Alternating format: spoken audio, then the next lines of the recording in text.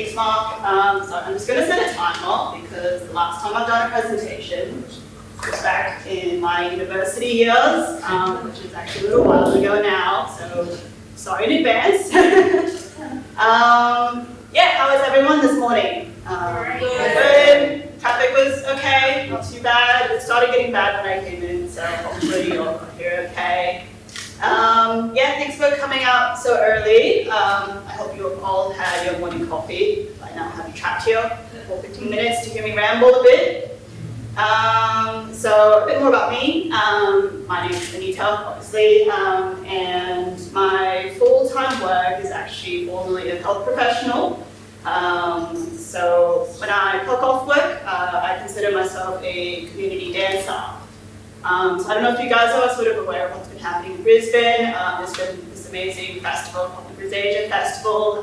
It usually happens annually. So it's been a pretty hectic last couple of weeks for like a lot of my friends in my dance community because we had to do like a summer party, a lot of performances happening. And in the back of my mind was this talk. Sorry, I can hear my voice is shaking a bit. It's not because I don't want to talk to you guys, I just run on adrenaline a lot of the time. Yeah, so essentially in the back of my mind I was thinking about this talk and I was like, oh, what is, maybe a more unique experience of mine that I can like share with you guys here today. I'm the type of person who gets told like on a weekly basis I'm an overthinker and I overanalyze a lot of things. And I think I've just come to accept that's a part of who I am. And I think it's really amazing to be in these sorts of environments amongst other artists so we can just, let my brain be what it wants to be with just like a moderate filter, which is really nice. So before I start, with most arts and like art brains, obviously everything I say here today is really subjective.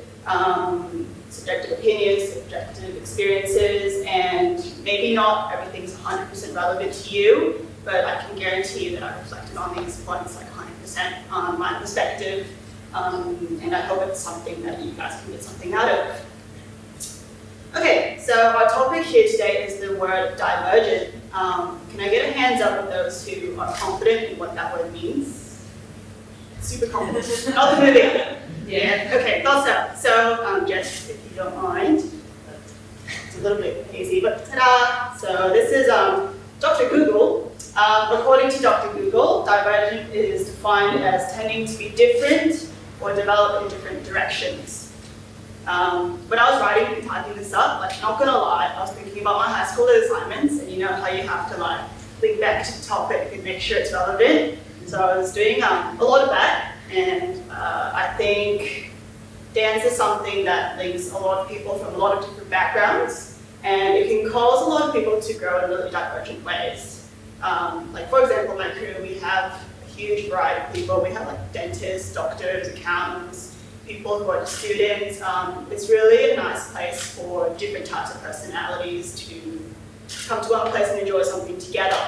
I don't know if you guys have heard of things like echo chambers, so people often hang around people who are similar in mindset, whereas I feel like dance is one of those places where you can really experience different people, per se.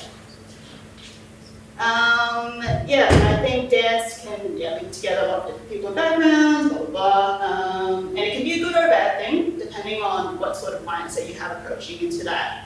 I think mindset I've learned is such a powerful tool to interact healthily with like a lot of different people.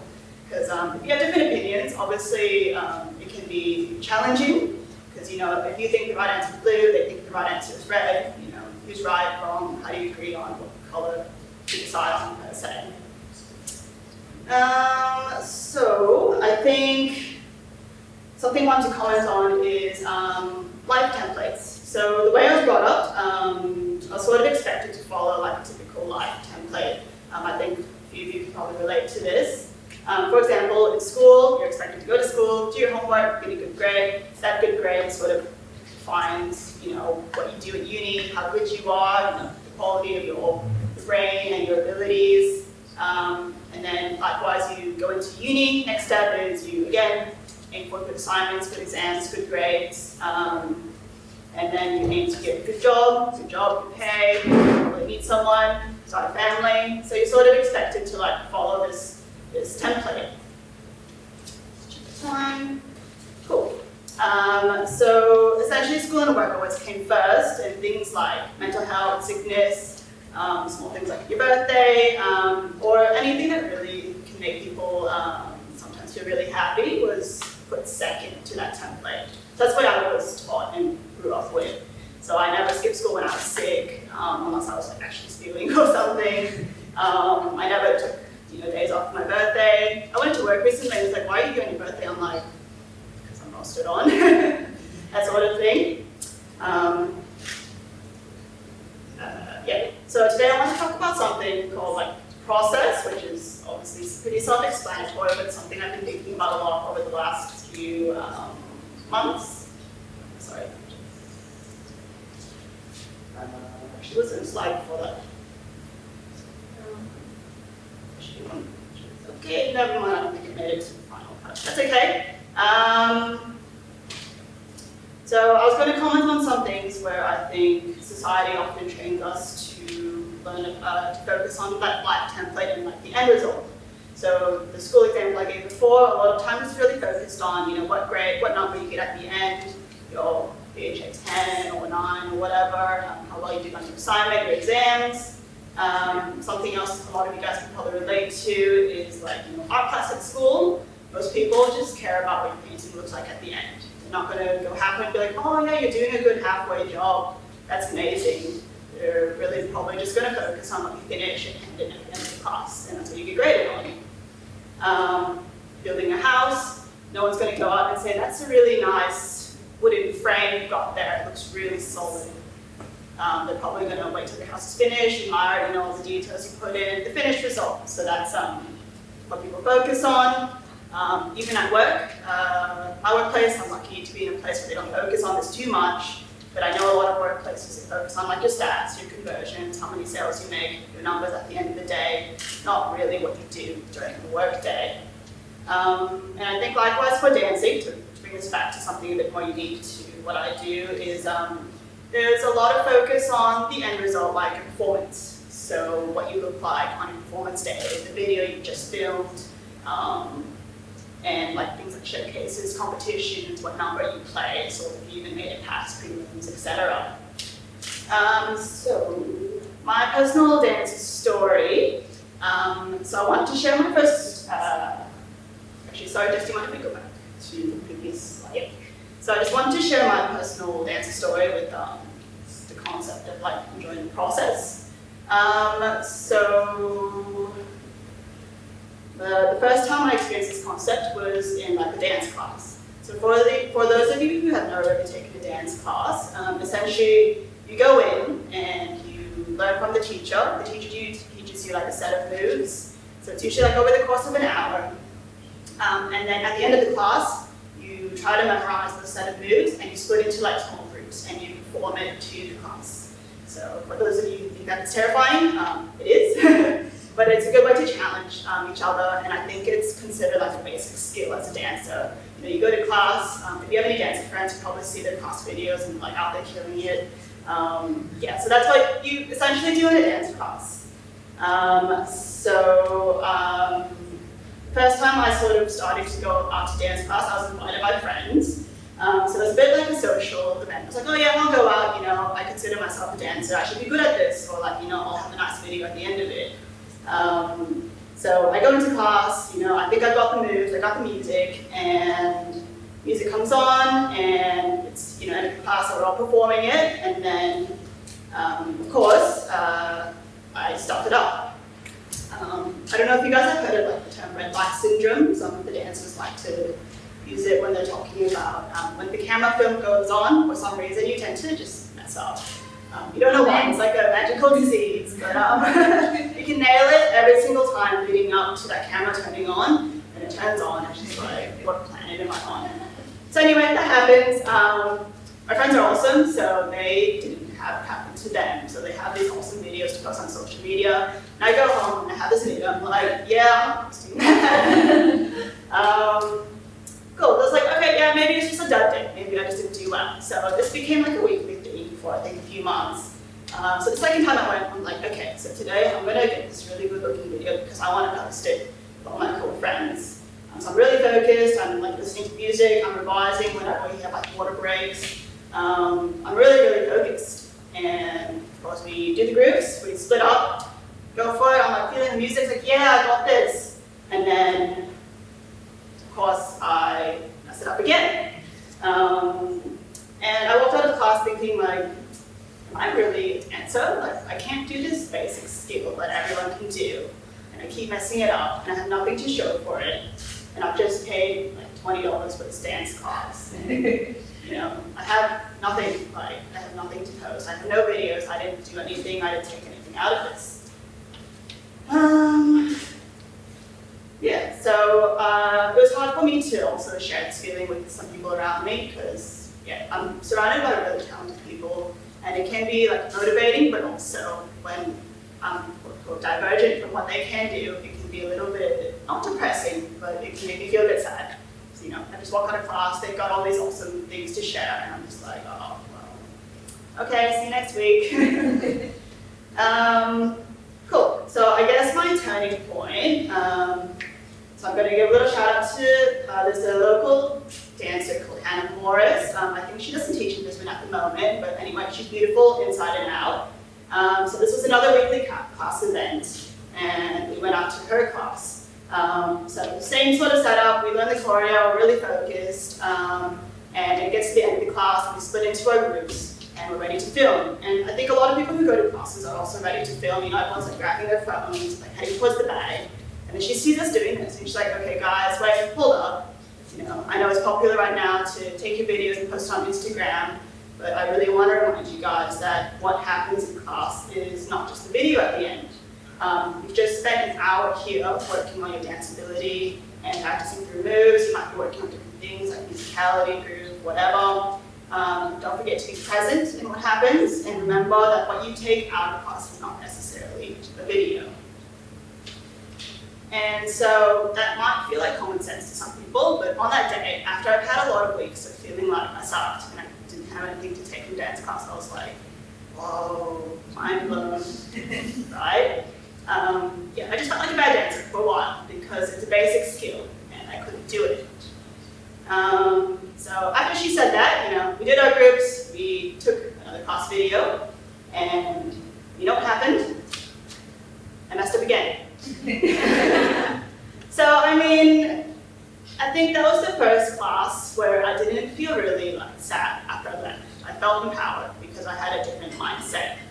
I sort of put myself into like this depreciating mental corner where I weighed all of my dance journey and my ability to like this one 20 or 45-second video. And it was sort of like, it is like still a bit of an uncontrollable circumstance because it must be some sort of like social anxiety, I think, to just blank in front of a camera. I'm actually still working on that, but I think I've accepted that it's also just a part of me. And one day we'll get along, but not yet. Yeah, and when I thought about it, like during that class, I did enjoy all of the class, and I could feel that I was growing during that class, except that part that I was growing through wasn't recorded. So I think that was, yeah, like a changing point in my mentality about thinking about the process. And after that class, I started thinking about the whole concept of trying to enjoy the process more in life. And I started looking in other places in my life where this might apply. Thanks, Jess. Okay. So something I sort of concluded is that, you know, most of your time in life is not experiencing just the end result, but it's often engaging the during. And it's important to find value where you spend most of your time. Because time is arguably one of the most precious resources in life. You can't get it back, and it's very limited. And I think as you get older, you also realize that magnitude. Thanks, Jess. So not gonna lie, I'm pretty proud of this Google graph. So time being the most precious resource, I graphed, you know, roughly what happens in a class. So in your class time, most of the circle, right? And then the class video is 1.3% of the time you spend in class. So time is a precious resource. If you're only gonna enjoy 1.3% of your time in a class, because of the video. It's like, that's not good value. You know that little picture on the internet about the potato chips and how like when you buy a bag, it's like not good. Can you imagine if your potato chip bag was like 1.3% full? You're gonna pay for that, yeah? That's not worth it. So similarly, I started reflecting, and during this past couple of weeks, BrisAsia Festival, it can be a really stressful time. Ooh, I'm kind of over. Is that okay? Keep going. Keep going. Sorry. Yeah, so the BrisAsia Festival, it's a really stressful time for a lot of people. Thanks to the nature of human procrastination, obviously a lot happened the very last week. And people can, everyone wants to put their best artist work forward, especially doing choreographer. You want it to look a certain way, but there are uncontrollable factors like, people getting sick, they're not in a good mental space, time, rehearsals, blah, blah, blah, clashes. It can be frustrating. And then I find in that last week, a lot of people start to not really enjoy what's happening because they're all stressed and worried about this final performance. I'm like, that seems familiar. Hey, stress. So this is my second beautiful little graph. So this is like a practice versus performance. So I calculated how many weeks we practiced and how long our sets were. And surprise, surprise, really similar. Your time on stage is like 0.6% of the time you spend practicing. So I was kind of like, well, where am I weighing my happiness here? And where am I spending most of my time? And I should probably try to focus more on where I spend most of my time.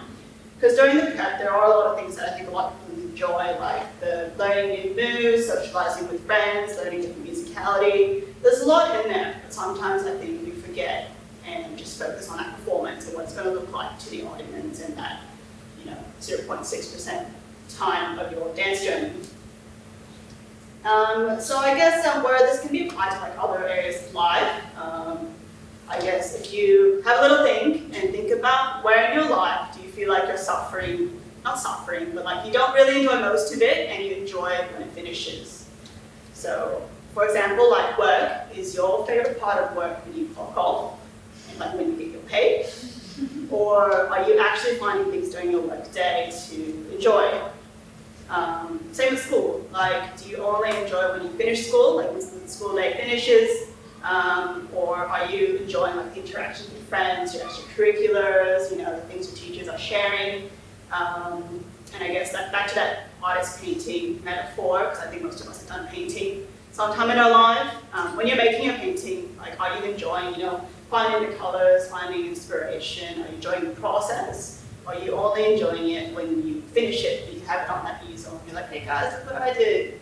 Where are you spending most of your time and what are you enjoying the most?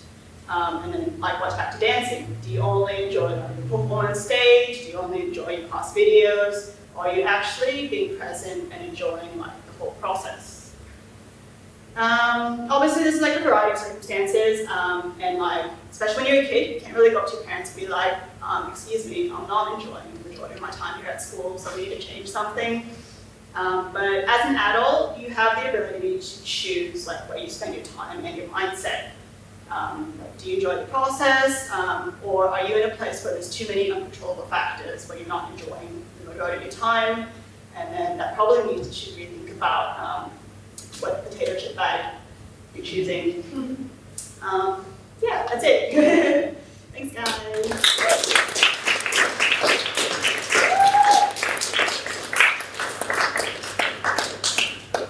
Thanks, Anita. Yeah, nothing to worry about. You did really well.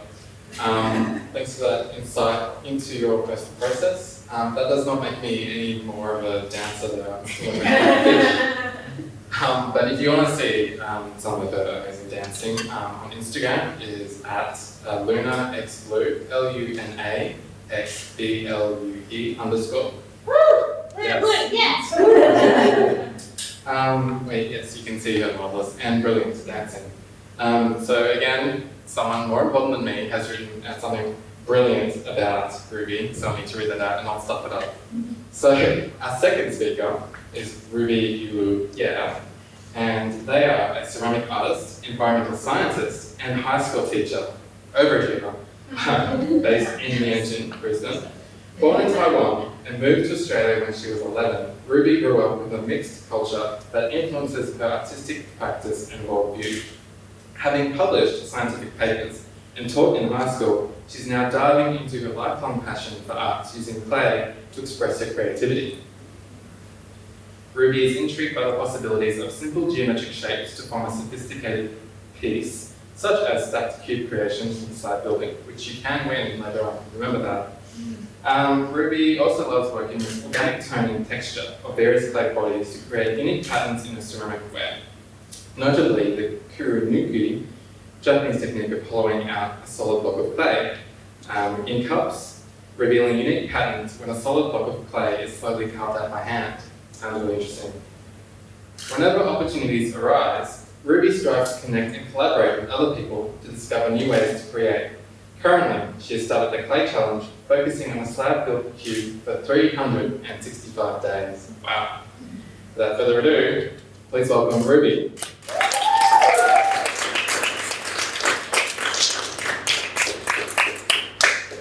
Oh, you don't need the slides. It's fine. Like Anita, the last time I was holding a pump car, it's high school. Yeah. So I got this massive pump car, so just bear with me. Okay, I'll try to be as fast as I can.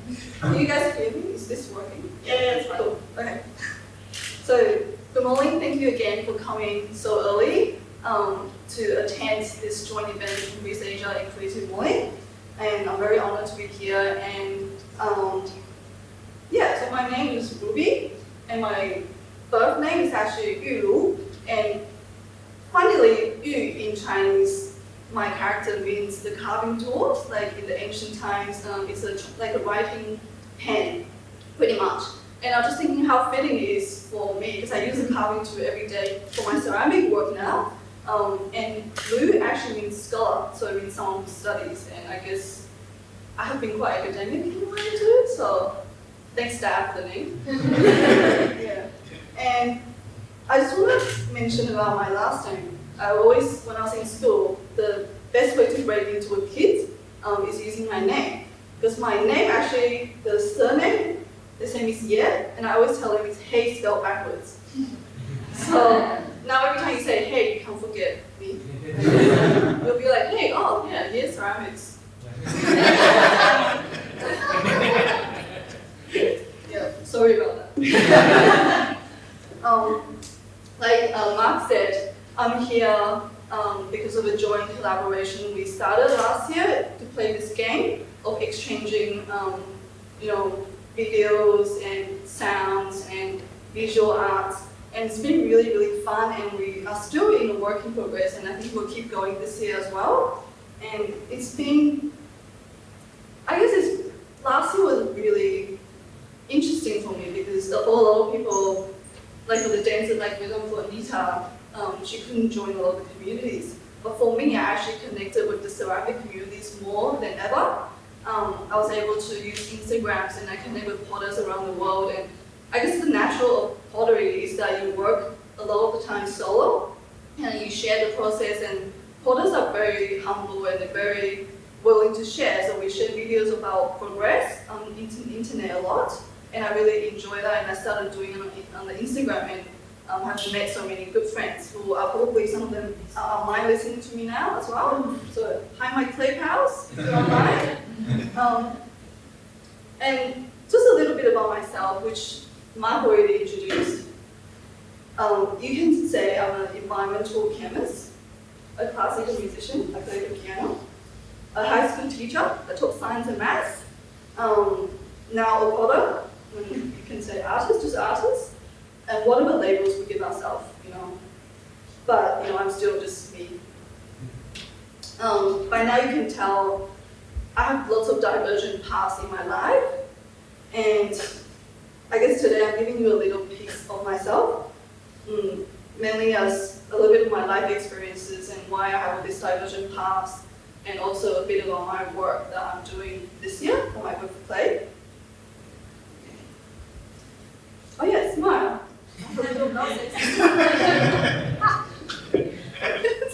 Yeah, because I always tend to get really serious. I have a serious face and I forget I have to smile.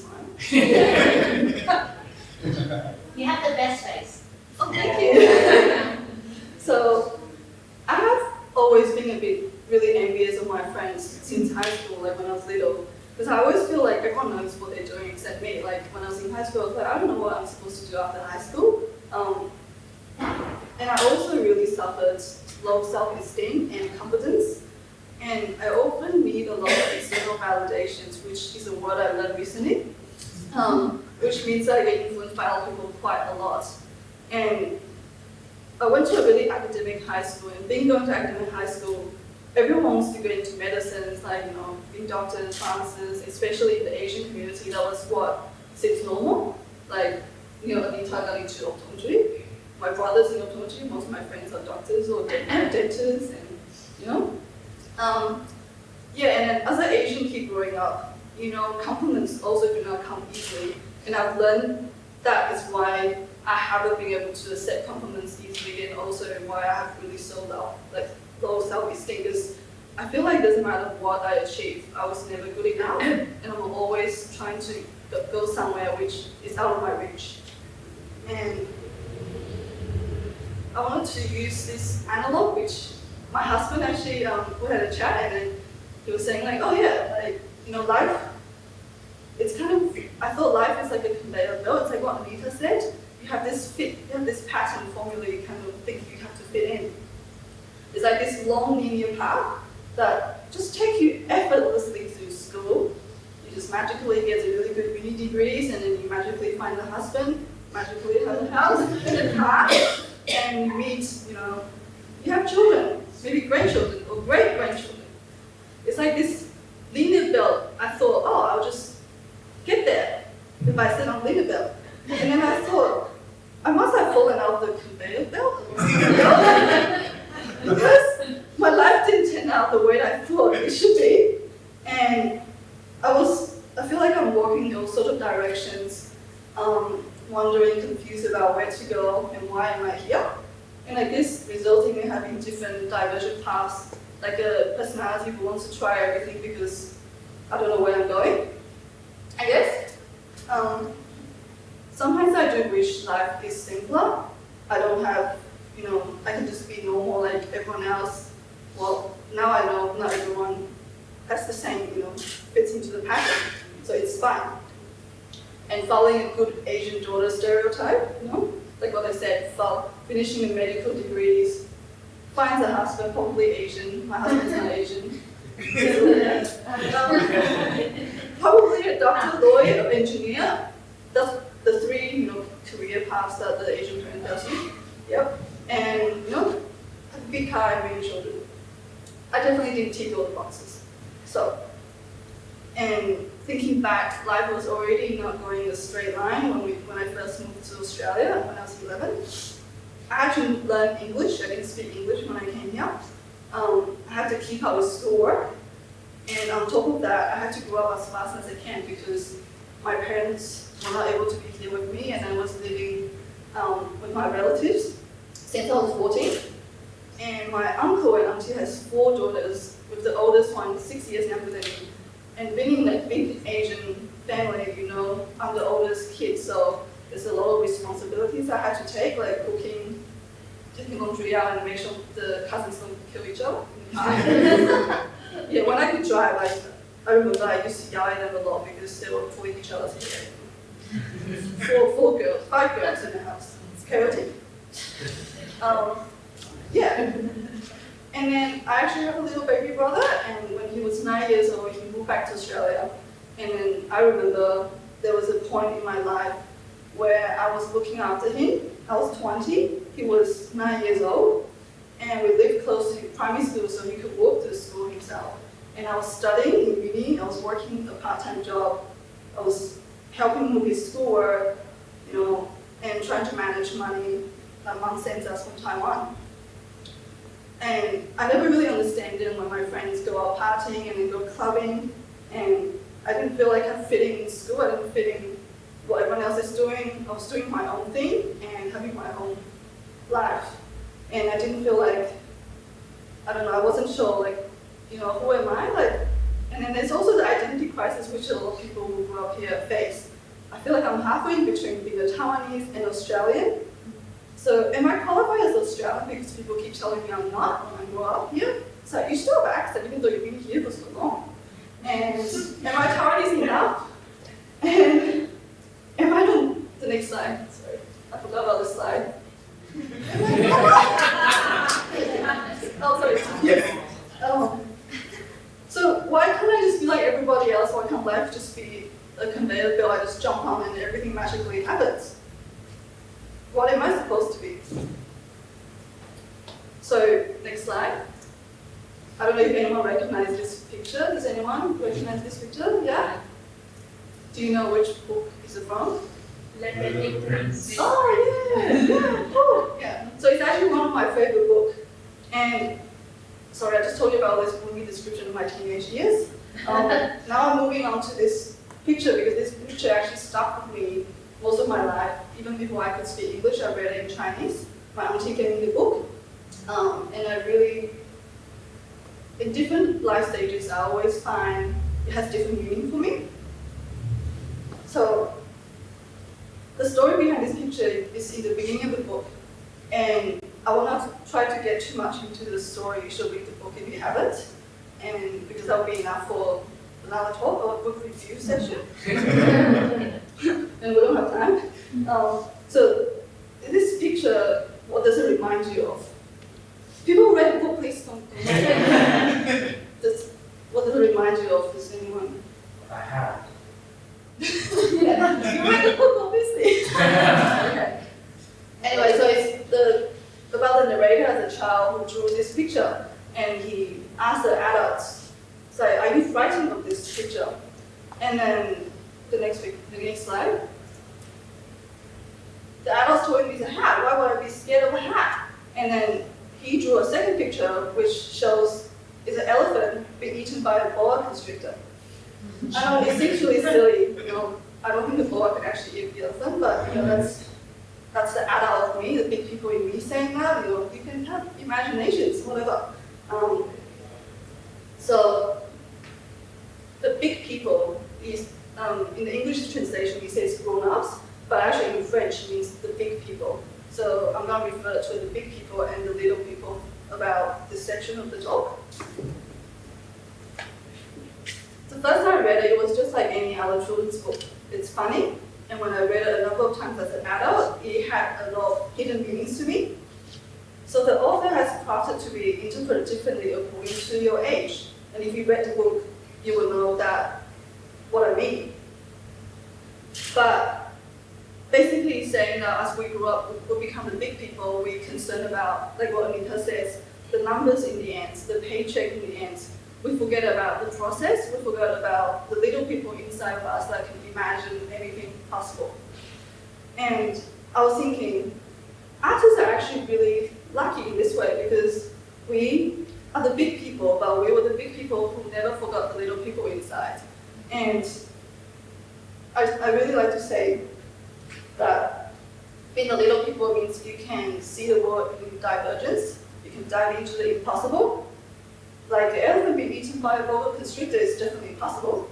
And I thought, if we can be the big people that are not forgetting the little people inside, and then we can have the ability to bring out the childlike openness and curiosity in us, but we combine with the experience and the depth that life has thrown in us, our life experiences. And for me, that's what doing art really can achieve. And looking back as an adult, like as a child, it was just a picture, it's really funny, but now looking at it, it gave me a lot of meaning about being an artist. And like I said, I feel like I've fallen out of the conveyor belt a long time ago. I feel like I might have wandered around in circles aimlessly, but all the experiences and different pathways I've taken has what made me today, that I'm able to stand here and talk to you about my life experience. I feel like I could give the little person inside me a pat and say, it's taken me a little while, but I can still imagine, I can still be creative, and I have found something I love doing, and I've gone back to doing art. I might have fallen out, but I've moved forward in my own way, in my own conveyor belts that's not set by the society. Sorry, I'm a little bit nervous. I guess I'm now in my early 30s. I'm not here to tell you everything is okay, life is all okay. I still suffer from a lot of the traumas I had as a child, and I still suffer from mental health. But I've come to realize it's fine to be off the belt with life, and it's okay to be different. It's okay not to fit in. It's okay to have divergent paths in your life, and just whatever you choose to do, try your best. And if it doesn't work out, do something else interesting and have no regret about your choice. Do your best, and you never know what may come out of it. I mean, when I did the environmental science degree, I didn't expect to finish my honors. I didn't expect to be working in the lab, and I didn't expect it to be published as well. And I never thought this quiet, introverted girl who couldn't speak English when she was 11 could become a high school teacher. And yes, and then standing in front of people and talk in English. And yeah, there were many fun times and also crazy times in all the paths I've taken, especially school, which will be another talk, just talking about school kids. Kids are pretty cute, but they can be really scary too. I'm sure people who've been in school know, or piano teacher. Piano teachers are scary too. Yeah. Yeah. Sorry. Okay. As much as I've pondered about the purpose of my life all the time, like Anita, I'm an overthinker, overanalyzer. Like, I'm not good with jokes, because every time someone says a joke to me, I just overanalyze. I'm like, what's the meaning of that joke? Like, why did you say that instead of this? And then this moment, but not this moment. Yeah. And so I don't do well with jokes. Yeah. But I also recently realized maybe life doesn't need this purpose I'm looking for, I'm always desperately looking for to be on that conveyor belt everyone else is on. Because it's not within my control, it's not within our control. And maybe we just can wander in this life, finding one interesting thing after another, kind of like what I'm doing now, until we die.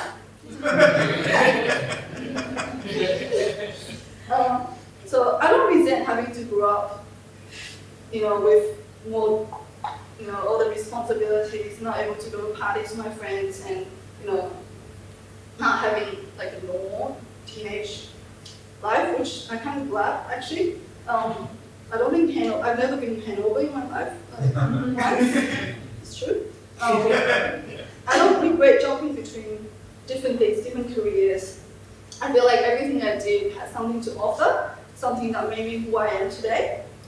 And I feel like life sometimes feels really, really long, and it's definitely long enough to feel everything, feel all the frustration, the pain, the traumas, but also the good feelings. Like sometimes I look in the sky, I look at the flower bloom, and I look at the people who grow and create and who are supportive around me, and it's a good feeling. And life is also too short and goes by too quickly. It's too short to waste on being resentful of the past, and because nothing seems to matter if life is short. And too short to waste on doing things that doesn't feel true to us. So that's my kind of life experience lessons.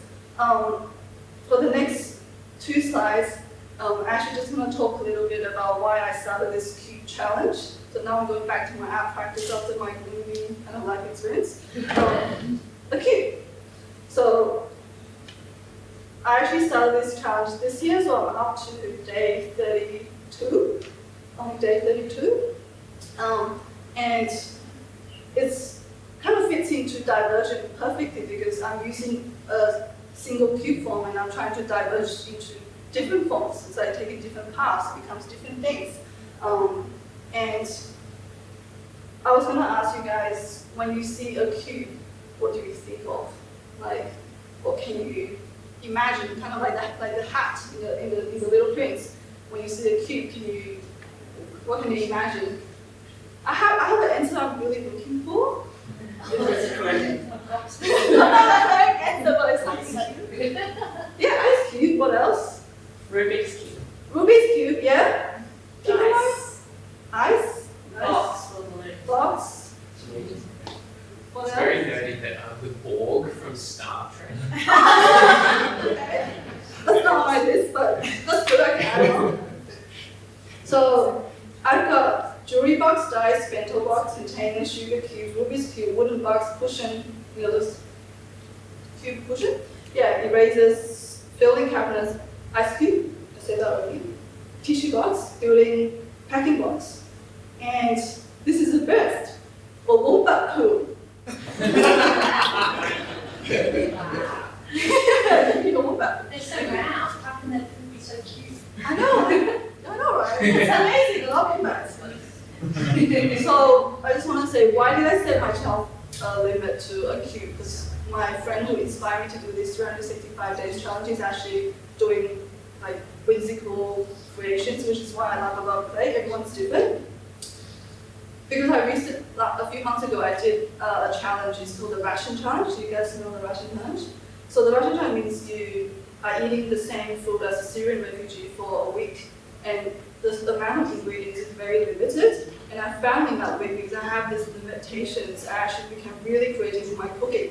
Like, I managed to turn flowers into, dumplings, which I usually make, and then I made noodles myself.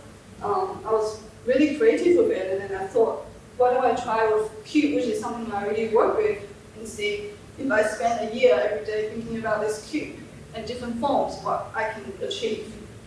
So this is why I set this limit instead of just make whatever you want.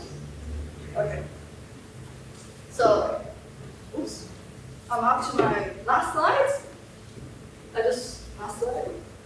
Yeah. So it's a little bit disordered, but this is the first 4 cube creations I made diverged out of just a single cube form. So that's a stack cube, and then there's a cube in carve on a small cube, and then cube is just a cube. And if you're interested to follow along my journey on this massive 1-year project, which I hope I do finish, just go on my Instagram story, and it's Ceramics. If you can spell hey, you can spell my name. And lastly, I wanted to say those lanterns you have on the chair, I handmade each one of them yesterday for you guys. It's kind of 2 hours making them, and if you get the first few ones I made it a little bit dodgy. So if you want to swap, you can go on the kitchen and get a better one. So the reason I made it is because today marks the 15 days of the Lunar New Year calendar, which is usually when you eat a glutinous rice ball to symbolize another year has passed. And also you have Lenten. So back in Taiwan, I have huge Lenten parades. We don't have huge Lenten parade here, so you guys can just have the paper ones. And this sounds very corny, I guess, but I wanted to say, may the Lenten shine up into whatever divergent paths you want to take. Thank you.